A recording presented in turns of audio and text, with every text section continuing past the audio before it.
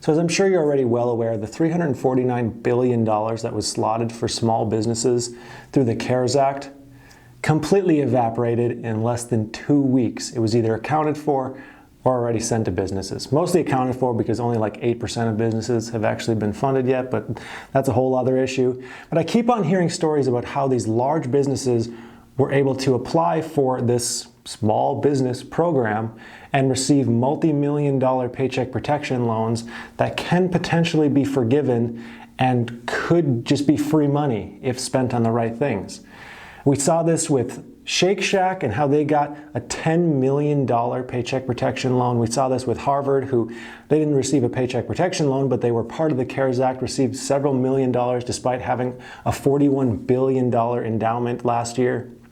And the crazy thing is here, those are the good guys. Those are the ones that return the money. So it got me thinking, what other companies slip through the cracks here that we haven't heard about?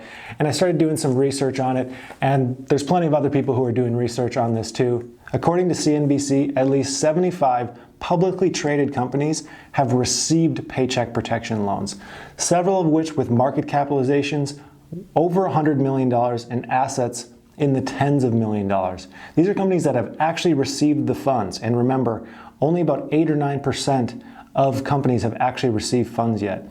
And again, according to CNBC, and I'm reporting this as factually as I can and referencing them just so I don't get sued, 15 of those 75 companies have market caps over $100 million.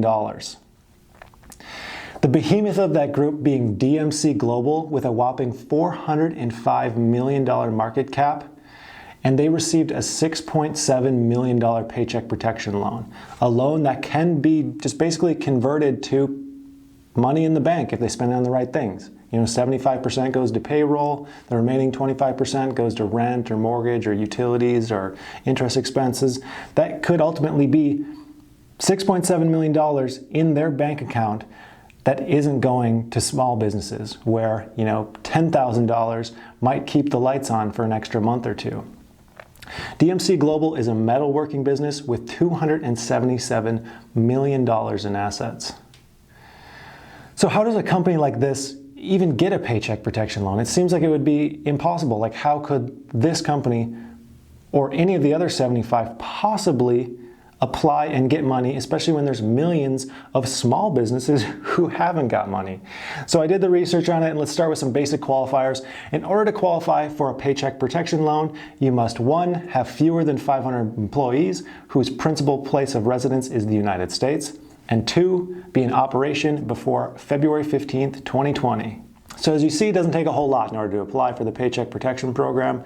And it goes one step further because later on the SBA made a rule that said if you have fewer than 500 employees per location, you can actually apply for this program, which opened up the door for pretty much every hotel chain, every restaurant, businesses with multiple of thousands of employees could now apply for this, including businesses like Shake Shack, and there's others that I don't know the name of offhand that were able to apply and have secured funding because they have teams of lawyers and people who understand what's going on. They have relationships with banks. It's just so much easier for a business like that to secure funding. So back to DMC, does it qualify under these guidelines? Well, DMC has 428 employees and has been in business since 1965. So boom, there you go, DMC. You passed the test. Go and get yourself a loan. However, this is the one thing that I find strange. There is a rule against this. As I was writing this, I was thinking, didn't I read something about a size disqualifier in the Paycheck Protection Loan? So I went back, did some more research, and I did. The SBA put out these guidelines. An entity can qualify for the Paycheck Protection Loan if an employer's maximum tangible net worth on March 27, 2020 is not more than $15 million, and the employer's average net income after federal income taxes for the 2 full fiscal years before the date of application is not more than $5 million. So I was like, DMC Global's net income in 2018 was $30.5 million. So they blow those numbers out of the water. How could they possibly have applied? So I did even more digging on this, and it turns out there's an exception that I never saw before intentionally looking for this exception. If an employer's average revenues over the previous 3 years or size is less than the size standard for the NAICS code of the company, that company can actually qualify for a loan. So I looked it up.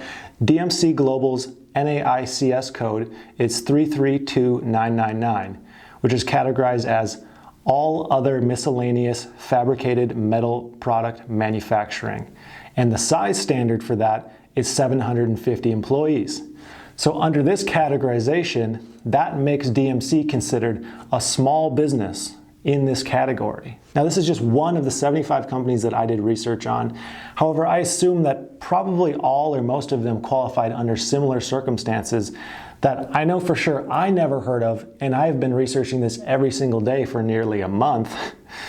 And I'd like to point out that I don't actually blame DMC or any of the other businesses on the list for taking out a loan or even applying. The boards of these companies, the representatives of these companies have a fiduciary duty. It's their obligation to seek out anything they can in order to make the business more profitable, make it more likely to survive. They're simply using the system as it is. It's the system that has the problem.